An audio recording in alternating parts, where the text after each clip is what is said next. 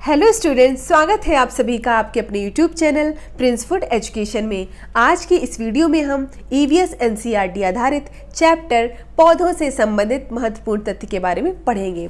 तो आइए स्टार्ट करते हैं। पौधों की विशेषताएं। पहला है, पौधों को पानी देने से मुरझाई पत्तियां फिर हरी हो जाती हैं क्योंकि उनमें प्रकाश संश्लेषण से भोजन बनता है। इसमें बताया गया है, सिंपल सी बात है कि पौधों को जब हम पानी देंगे तो वो भी, पौधे क्या होते हैं, सजीव होते हैं। जब हम पानी पीते हैं तो हमें भी क्या होता है, ऊर्जा आ जाती है। वैसे ही जब हम पौधों को पानी देते हैं तो जो मुरझाई पत्तियां होती हैं उनमें क्या होती है, वो हरी भरी हो जाती हैं क्योंकि उनमें जो प्रकाश संश्लेषण से क्या होता है, भोजन बनता है। नेक्स्ट पॉइंट हमने पढ़ा कि प्रकाश संश्लेषण क्रिया में CO2 मतलब कार्बन डाइऑक्साइड, जल, सूर्य का प्रकाश एवं क्लोरोफिल की आवश्यकता होती है। प्रकाश संश्लेषण क्रिया में किसकी आवश्यकता होती है? कार्बन डाइऑक्साइड की, जल की, सूर्य के प्रकाश की एवं क्लोरोफिल की आवश्यकता होती है। नेक्स्ट पॉइंट है, पत्तियों में हरे रंग क्लोरोफिल के कारण होता है। जो पत्तियों का जो हरा रंग है वो क्लोरोफिल के कारण होता है। और पत्तियों में क्या पाया जाता है? पत्तियों में मैग्नीशियम पाया जाता है। क्या पाया जाता है? मैग्नीशियम। ठीक है।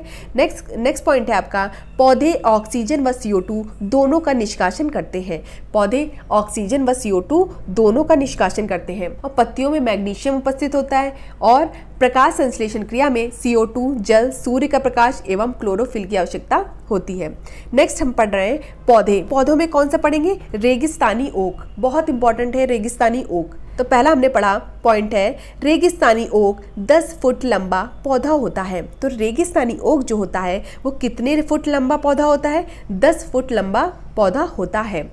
नेक्स्ट पॉइंट है, रेगिस्तानी ओक की जड़ें 300 फुट गहरी व पत्तियां कम होती हैं। तो रेगिस्तानी ओक जो होता है उसकी जड़ें जो होती हैं वो 300 फुट गहरी होती हैं। कितने फुट गहरी होती है? 300 फुट गहरी होती है और पत्तियां जो होती हैं बहुत ही कम होती हैं। तो पहला पॉइंट हमने पढ़ा कि रेगिस्तानी ओक 10 फुट लंबा होता है। दूसरा पॉइंट हमने पढ़ा कि रेगिस्तानी ओक की जड़ें जो होती हैं वो 300 फुट गहरी व पत्तियां कम होती हैं। तीसरा हमने पढ़ा कि ऑस्ट्रेलिया में पाया जाता है। रेगिस्तानी ओक जो है वो सबसे पहला पॉइंट यही है कि वो ऑस्ट्रेलिया में पाया जाता है। रेगिस्तानी ओक ऑस्ट्रेलिया में पाया जाता है जिसकी जड़ें उसके तनों की 30 गुना लंबी होती हैं। जड़ें जो होती हैं, जो तना होता है उससे 30 गुना लंबी होती हैं। नेक्स्ट क्या पॉइंट है, इसकी तने में पानी इकट्ठा रहता है। तो पहला पॉइंट हमने पढ़ लिया, रेगिस्तानी ओक 10 फुट लंबा होता है। दूसरा पॉइंट पढ़ा, इसकी जड़ें जो होती हैं वो 300 फुट गहरी होती हैं और इसकी पत्तियां बहुत कम होती हैं।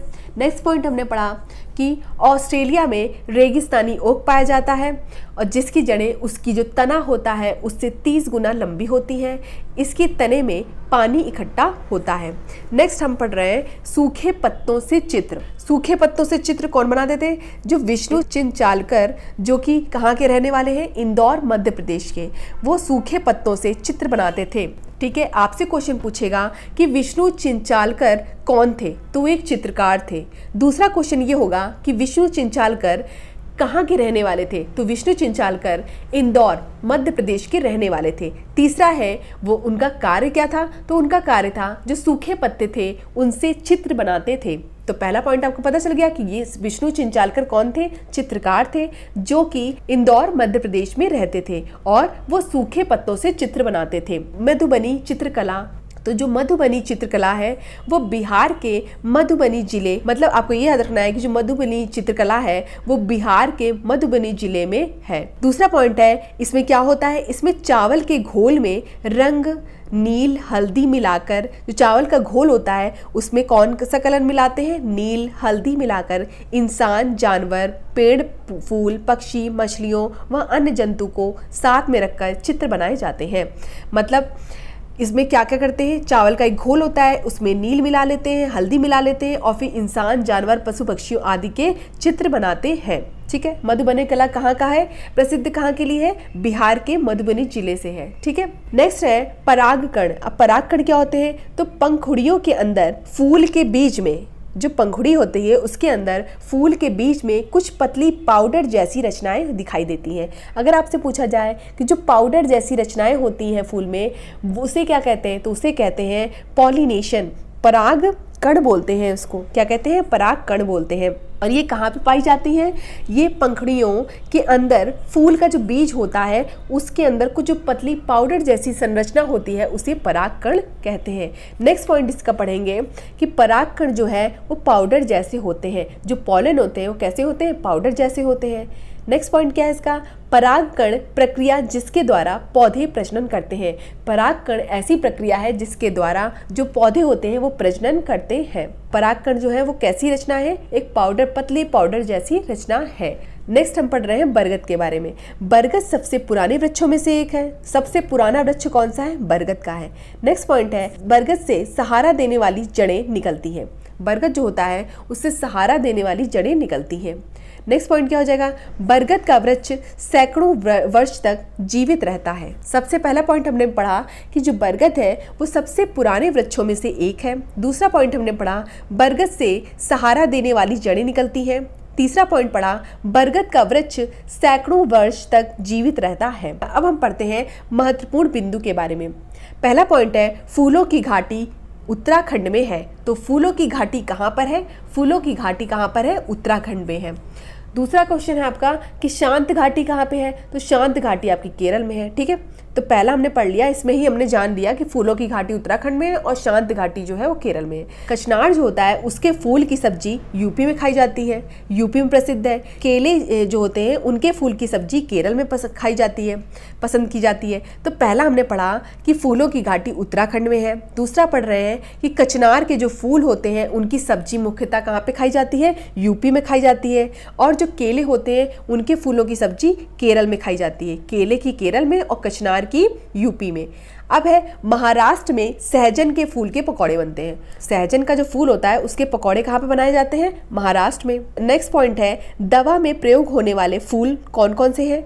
गुलाब, केसर, अजवाइन, सर्पगंधा, अर्जुन, ये सब किस में प्रयोग होते हैं? दवा में प्रयोग होने वाले फूल हैं गुलाब, केसर, अजवाइन, सर्पगंधा और अर्जुन। नेक्स्ट आपका पॉइंट है इत्र व केवड़ा चमेली व गुलाब से बनते हैं। चमेली व गुलाब होता है उससे इत्र व केवड़ा बनते हैं।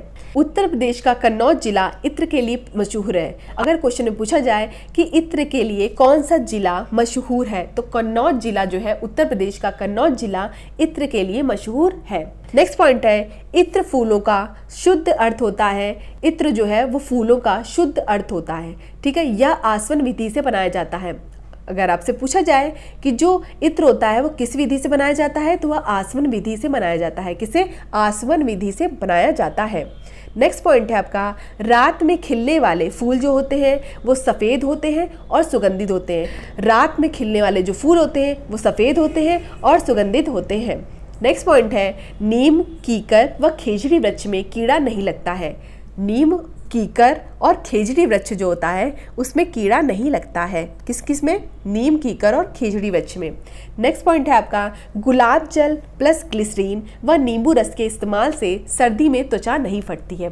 अगर आप किसका इस्तेमाल कर रहे हैं? गुलाब जल का इस्तेमाल कर रहे हैं, ग्लिसरीन का इस्तेमाल कर रहे हैं या नींबू रस का इस्तेमाल कर रहे हैं, इससे क्या होगा कि सर्दी में त्वचा नहीं फटेगी। नेक्स्ट पॉइंट है पीपल का पौधा मकान की दीवार पर उग जाता है। जो पीपल का पौधा होता है मकान की दीवार पर उग जाता है। ऐसा कौन सा पौधा है जो मकान की दीवार पर उग जाता है? तो पीपल एक ऐसा पौधा है जो मकान की दीवार पर उग जाता है। मसालों का राज्य किसे कहते हैं? केरल को मसालों का राज्य कहते हैं।